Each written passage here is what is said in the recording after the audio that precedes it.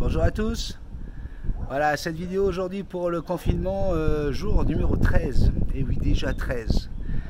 J'ai fait une émission aujourd'hui où on parlait du confinement en Polynésie française comme dans les îles de la Réunion, de la Guadeloupe. C'est vraiment très compliqué de faire comprendre à des enfants, à des ados, que c'est mieux de rester à 7, 8 personnes des fois dans des petits, dans des maisons qui ne sont pas vraiment des maisons, alors qu'ils ont la possibilité, avec le temps qu'il fait aujourd'hui, de pouvoir aller seul sur une vague, prendre des distances sur l'océan ou sur la plage. C'est très difficile et de plus en plus on voit ces jeunes qui ont envie de sortir de toute façon. Et qu'est-ce qu'on peut les comprendre? Alors maintenant on nous a mis un couvre-feu à partir de 20 h le soir, mais ces gamins qui sont en vacances avancées, je pense qu'aujourd'hui préféraient être à l'école avec les copains et les copines. Comme quoi ce virus nous apprend plein de choses à n'importe quel âge et nous permet de voir les inconvénients de la vie comme des avantages et inversement. Je pense vraiment que ça va nous apporter beaucoup de choses, tout ça. Je voulais faire également cette petite vidéo aujourd'hui spécialement pour les gens qui sont face à la maladie. Et je voudrais faire un petit coucou à Sabrina, faire un petit coucou à Christine. Christine est en Belgique et elle me disait que dans son bloc, la moitié des gens sont atteints par le Covid-19 et ils n'ont pas tous les accessoires nécessaires, pénurie de masques, pénurie de tests, pénurie de plein de choses. On laisse travailler le personnel dans des conditions qui sont incroyables. Est-ce qu'en 2020, vous trouvez ça normal que le gouvernement n'ait pas réussi à prévoir le truc? Est-ce que vous avez l'impression qu'on nous a menti? Moi, j'ai l'impression qu'on nous a menti, qu'on nous cache des choses. Je ne peux pas comprendre quand on voit dans les EHPAD le nombre de morts, plus de 860 personnes sont décédées dans les EHPAD. Est-ce que c'était une volonté?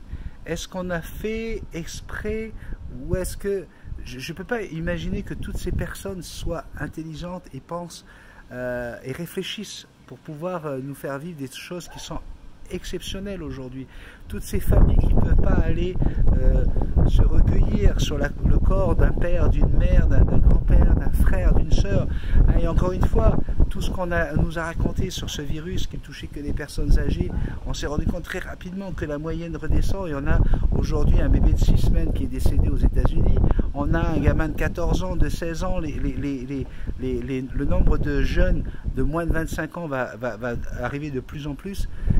Lorsqu'on voit qu'on est en train de se prendre la tête, qu'on se prend la tête avec un mec comme le professeur Raoult, après, vous en pensez ce que vous voulez, mais bordel, si on ne peut pas faire confiance à un gars qui a le CV du professeur Raoult, qui a passé sa vie, qui a passé les 50 dernières années à sauver des vies.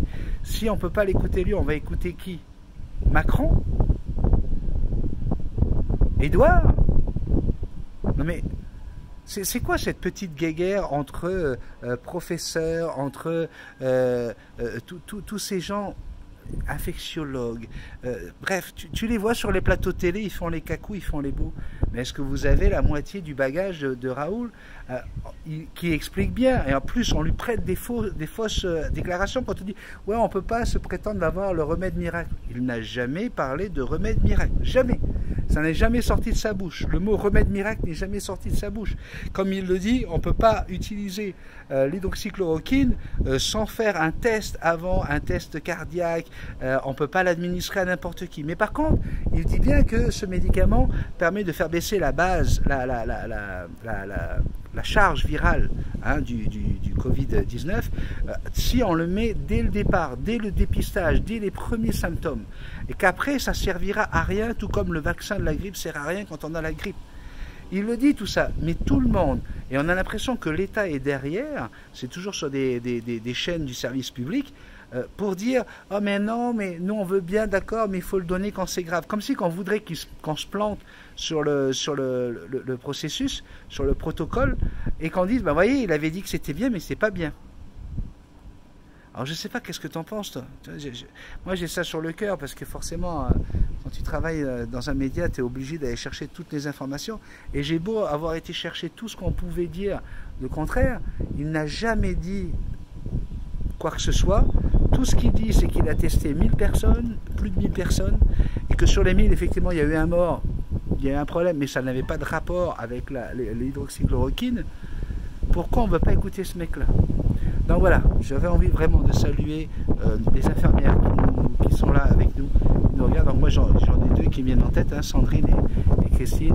On sait que vous êtes confrontés à ce virus. J'aimerais également saluer toutes les caissières qui sont sur la chaîne Multitasman. J'aimerais saluer tous les gens qui sont dans la police, la sécurité, les vigiles à l'entrée des magasins, les pompiers, bref, tous ces gens-là qui sont, et je sais que j'ai des pompiers sur cette chaîne, Sébastien par exemple, je fais un gros bisou mon Seb.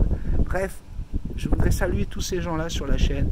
Si vous devez mettre des petits messages comme vous faites habituellement sous mes vidéos, hein, c'est très gentil, je sais que c'est adorable lorsque vous m'écrivez, mais tous ces mots d'amour, là, réservez-les pour tous ces gens-là, parce que ça va vraiment me faire plaisir de leur montrer qu'on les aime. Vous êtes 21 000 sur cette chaîne, 21 000, ça commence à devenir un nombre sympa, et je suis persuadé que plusieurs parmi vous sont près du feu, et surtout on va saluer bien sûr tous ceux qui sont touchés par la maladie, qui ont perdu quelqu'un ou qui sont de très très près concernés par ce Covid-19. Je vous embrasse très très fort, c'est le jour 13 de confinement. Regardez le temps exceptionnel que j'ai derrière moi, regardez-moi ça. Qu'est-ce que vous voulez que je me plaigne? Je ne peux pas me plaindre.